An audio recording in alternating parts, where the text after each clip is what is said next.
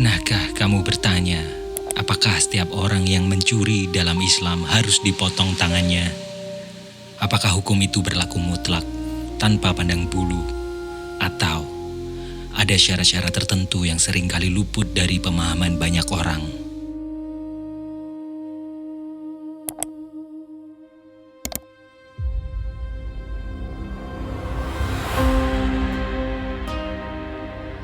Potong tangan bagi pencuri memang disebutkan secara tegas dalam Al-Quran. Allah berfirman dalam surat Al-Maidah ayat 38.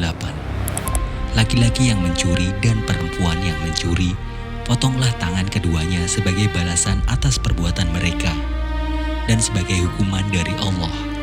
Dan Allah Maha Perkasa lagi Maha Bijaksana.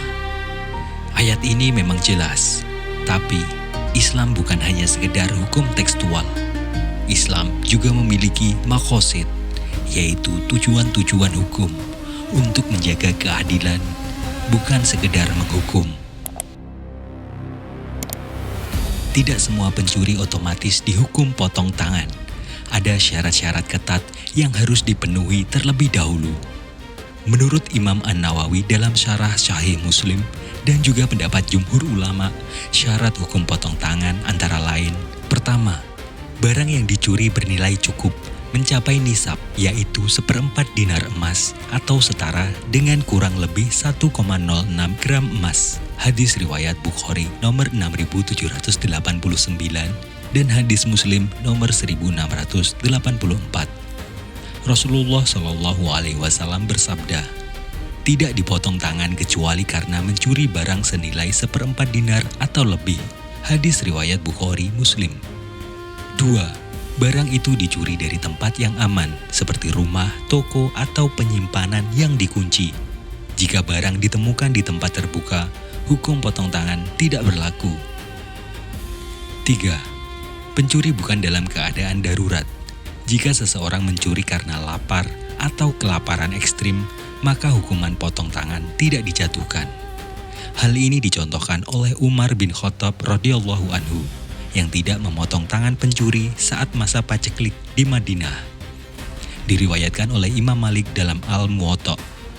Jadi jelas bahwa potong tangan bukan sekedar tindakan kejam. Ia adalah simbol keadilan dan perlindungan harta masyarakat. Namun Islam memastikan hukum ini ditegakkan ketika keadilan sosial terjamin dan kebutuhan dasar masyarakat terpenuhi. Seperti yang dijelaskan oleh Syekh Yusuf Al-Qardawi dalam Fikih Al-Jinayah, tujuan syariat bukan untuk memotong tangan sebanyak-banyaknya, tapi justru agar tidak ada lagi yang mencuri.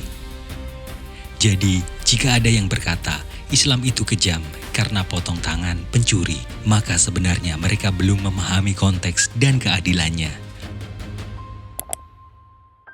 Potong tangan hanyalah puncak terakhir dari sebuah sistem hukum yang menjaga kehormatan, keadilan, dan kesejahteraan.